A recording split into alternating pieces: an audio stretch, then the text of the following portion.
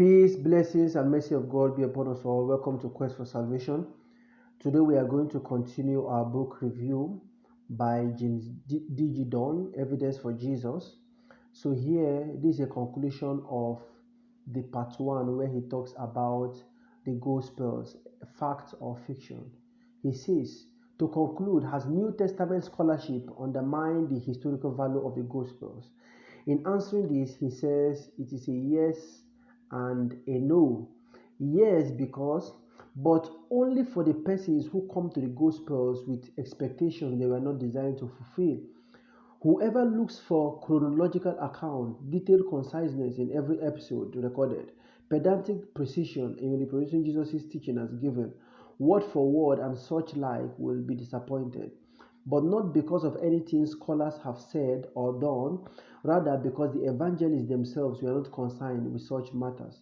The fault here, if there be, lies not in the scholars or in their findings, but in the false expectations with which so many have come to the Gospels. The failure, if failure there be, is failure to take the Gospels as they are on their own terms, the failure to recognize their own emphasis and priorities and concerns. So, according to him, has scholarship actually undermined the historicity of the Gospels? And the first answer is yes. But this answer is actually for those people who come or who approach to the Gospels with the expectation of finding everything word for word exactly the way Jesus Christ would have actually mentioned this historically, or would have actually taught this historically. We are not going to find word for word teachings of Jesus Christ. We are not going to see chronological accounts and so on. When we have this expectation and we expect this, then we will not be disappointed.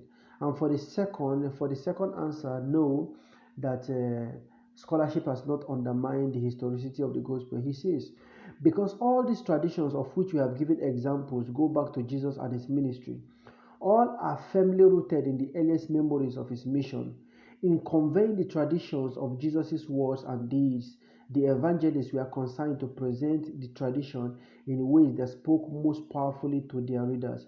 So while it is ever the first memories of Jesus which they retell, they do so in words often shaped by the circumstances and needs for which they were retold. This is very important, this last statement here.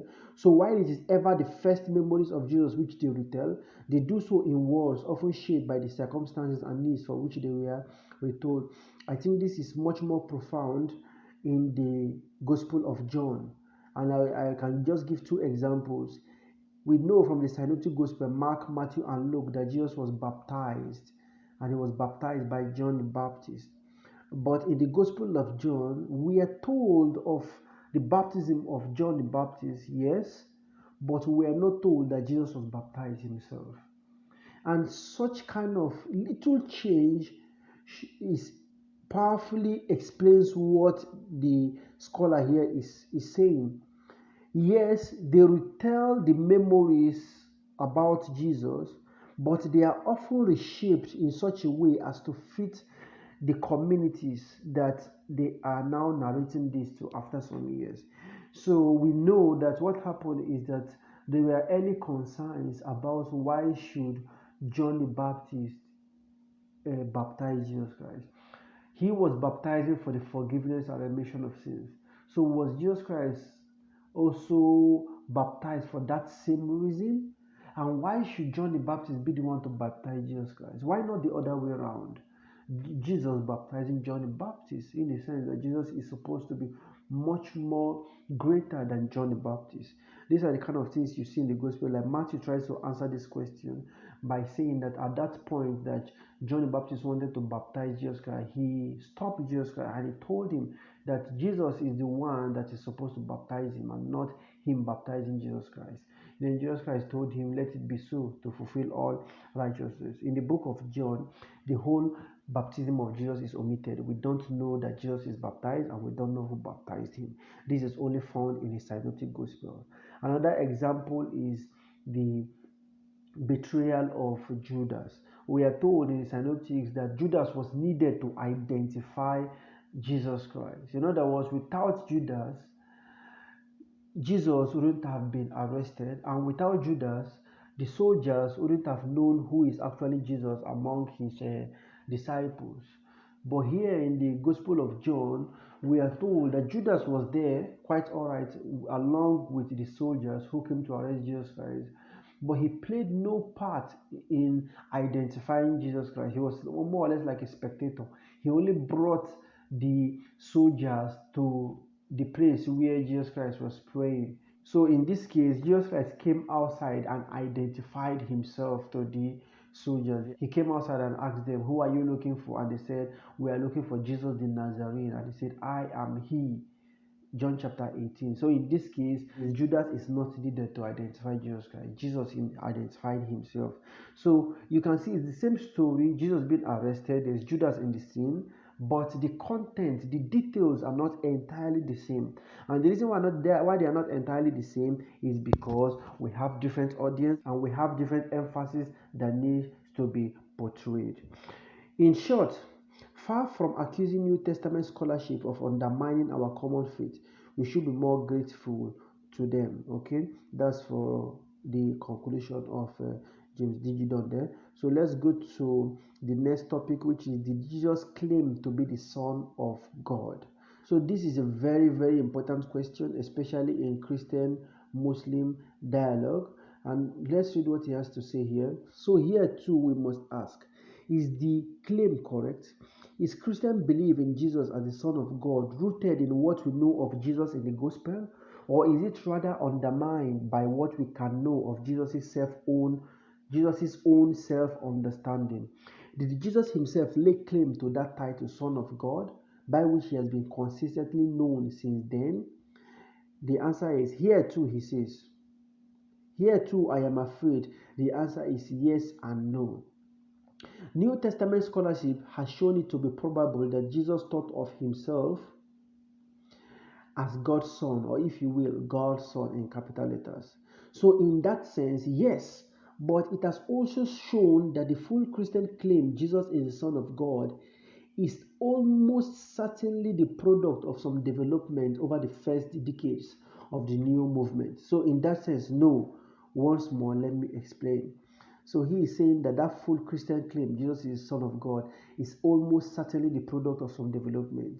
And here, just looking at his answer from the surface, the reason why we can say yes is because, of course, Judaism already had this concept that people can actually be Son of God. So in that sense, of course, Jesus is also claimed to be the Son of God. But in the second sense, that full Christian claim that Jesus is the Son of God, in that ontological sense, he is saying that that is almost certainly the product of some development that took place gradually. So let's look at what he has to say about Jesus of John's Gospel. He says, did Jesus claim to be the Son of God? At first sight, the answer is straightforward and unequivocally yes. In John's Gospel, Jesus speaks repeatedly of God as Father and of himself as Son. Indeed, some people express surprise that this question should ever be asked in the first place, because it is very obvious, in John's Gospel. And almost always they have the presentation of Jesus in John's Gospel in mind. Consider, for example, the following passage from John chapter 5, verse 16 to 27. Okay, and this is the whole statements there where he made so much claim, and in this passage he says that we should honor the Father, we should honor the Son the same way we honor the Father. So this is a really high Christology being spoken here in John's Gospel, John chapter 5 verse 16 to 27. That's the reference. So he concludes by saying, so the answer seems obvious. Of course, Jesus claimed to be the Son of God. John's Gospel is clear on the point. There is, however, a problem here, he says.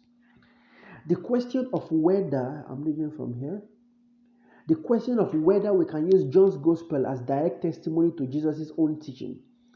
It is a problem posed not so much by New Testament scholars as by John's Gospel itself. The problem was not invented by modern scholarship. It was rather discovered by modern scholarship.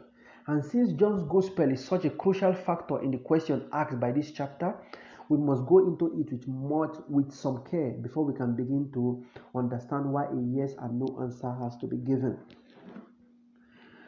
He continues, there is another reason why it is worth pausing at this point to look more closely at John's Gospel.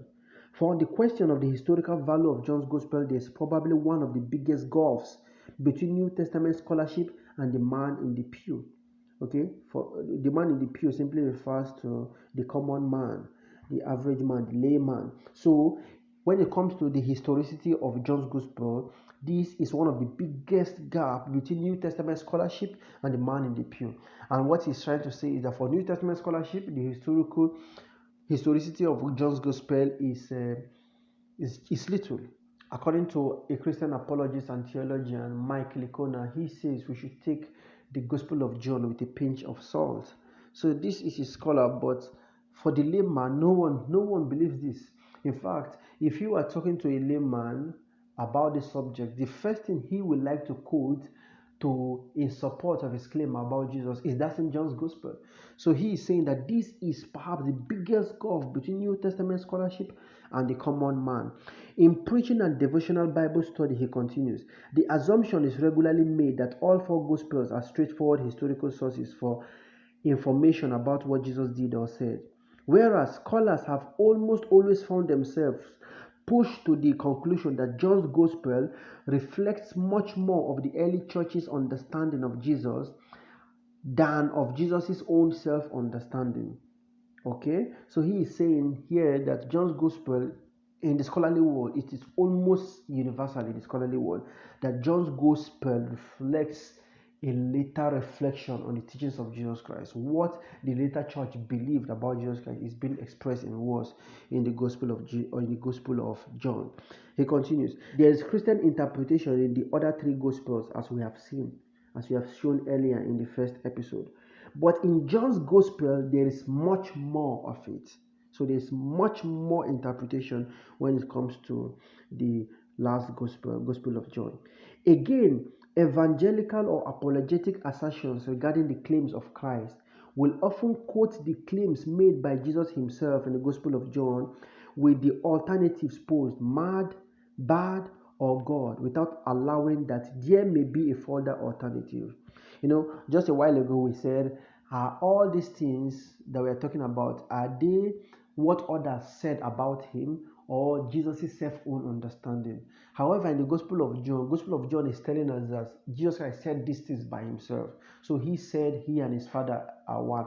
He said that before Abraham was, I am. He said, I am the resurrection and the life. He said, I am the bread of life. So he said this is by himself. So this is his own understanding, self-understanding. However, they do so without allowing that there may be a further alternative. There's a further alternative that we can look at. What's that further alternative? Christian claims about Jesus rather than Jesus' claims about himself. Or again, ecumenical pronouncements will frequently cite Jesus' prayer that they may all be one, John chapter 17 verse 21, without ever raising the question as to whether the prayer was formulated by Jesus himself or at a later date. So he's saying that there's another further alternative to this question, mad, bad, or God. And that alternative is, did Jesus Christ actually make this statement from the very beginning? Or is it that at some point later, people make this statement and they refer it back, or they put it back into the mouth of Jesus as if he himself said this? So this is what he is trying to say. He continues, how then are we to understand John's Gospel? The issue here is obviously a peculiarly sensitive one, and the answer to it will have wide repercussions on our use of John's Gospel at all these different levels in preaching and evangelism and so on. So this is what we have from James D.G. Dunn. We are in page 32. I want to keep it short. Next episode we are going to continue with the problem that scholars have discovered regarding John's Gospel. So let's stay tuned. Till next time, may the peace, blessings, and mercy of God be upon us all.